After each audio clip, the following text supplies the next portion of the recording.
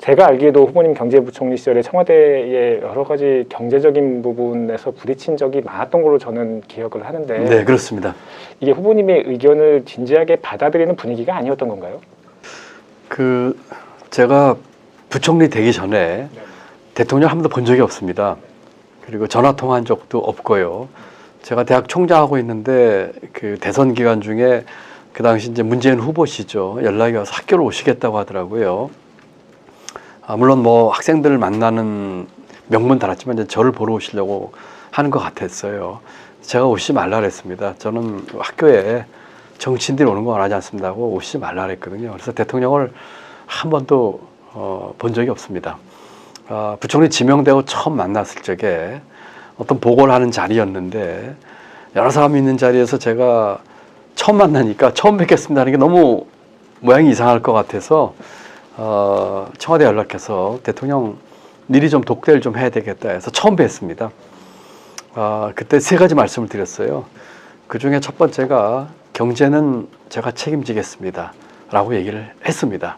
그 말뜻은 제가 최선을 다해서 하겠습니다라는 뜻도 있지만 경제 문제에 있어서 정치 이념이나 어떤 진영 논리보다는 경제 정책은 제가 책임지고 하겠습니다라는 뜻이었습니다.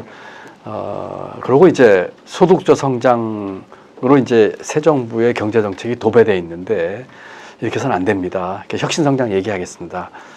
그렇게 말씀드려서 흔쾌히 수용을 해주셨습니다. 그 후에 이제 1년 6개월 있으면서 많이 부딪혔습니다. 물론 전반적인 경제 운영에 대해서는 제가 많은 의사결정과 운영에 책임을 졌지만 중요한 문제에서 늘 부딪혔던 것 같아요. 대표적인 게 최저임금의 급격한 인상, 근로시간 단축, 법인세 인상, 부동산 정책에서 부딪혔고요. 또 제가 주장했던 혁신성장을 에서도 부딪혔습니다. 처음에 부총리 이제 임명이 돼서 청와대 팀들하고 첫 만남을 했는데 그때 청와대 팀에서 그때 뭐 대통령 안 계셨습니다. 경제 일반적인 운영은 부총리가 책임져 주시고 경제 개혁과 이 제도 개선은 저희가 하겠습니다라고 얘기를 하더라고요. 제가 완강하게 거부했습니다. 첫 미팅에서 말이 안 되는 소리다. 경제 운영과 경제 개혁이 어떻게 떨어질 수가 있느냐. 경제 수장인 제가 책임지고 할 일이다라고 해서 그때부터 이제 의견이 생각이 좀 다르다는 느낌을 들었는데 아마 정해진 방향에 따라서 충실히 이렇게 집행하는 쪽을 기대했던 그 모두가 청와대 스태프들 중에 있었던 것 같고 저는 완강히 거부했습니다. 경제는 큰 강이자 한 흐름입니다. 거기서 요건 어떻게 하고 요건 어떻게 하고 이거는 말이 안 되는 소리죠. 그래서 뭐 고성이 오갔다는 얘기까지 나왔는데 최저임금 인상이라든지 이런 문제에 있어서 우리 저와 청와대 스태프 간에 또는 대통령 면전에서도 여러 차례 격렬한 토론, 뭐 일부 고성도 오가는 적이 여러 번 있었습니다.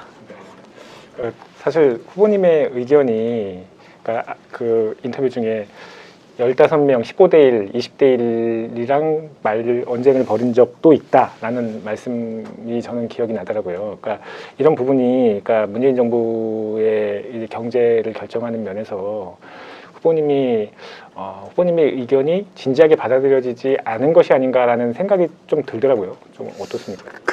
경제 운영의 여러 가지 면에서는 제 의견이 받아들여진 것도 많이 있었고요. 또 청와대나 대통령께 보고 안 하고 제가 할 수 있는 일도 많이 있으니까 그건 제가 소신껏 했는데 중요한 문제에서 아까 말씀드린 것처럼 몇 개에서는 제 의견이 받아들여지지 않았습니다.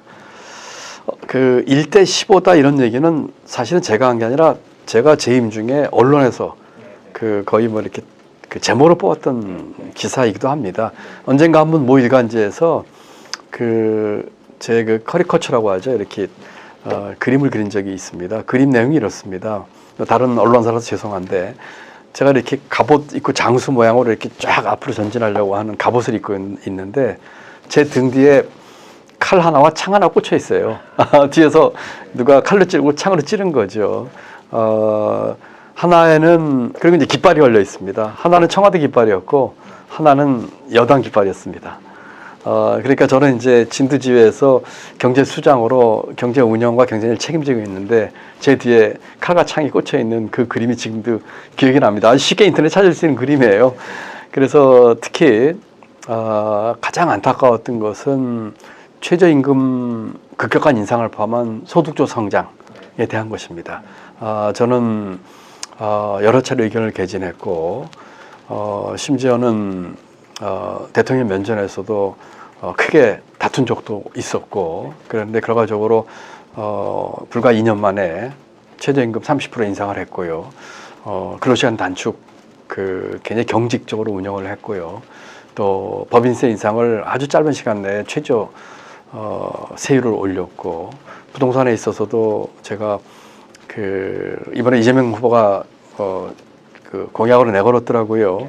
다주택자 양도세 중과 유예 얘기하는데 그때 받아들이지 않았죠. 중요한 그런 고비고비에서는 제 의견이 아닌 청와대 주도로 결정이 됐고 저는 그것을 청와대 정부라고 비판을 제 책에서 했습니다. 이번 정부뿐만 아니라 과거 정부에서도 5년 단임 대통령이 당선이 되면 짧은 임기 내에 성과를 내야 되겠고 또 다음 선거에서도 또 뭐라고 할까요? 이겨야 되고 등등 해가지고 권력이 집중되고 예산을 많이 쓰는 이런 문제가 늘 생기기 때문에 이 제도적인 문제다 해서 제가 이제 권력구조 개편 얘기를 했습니다.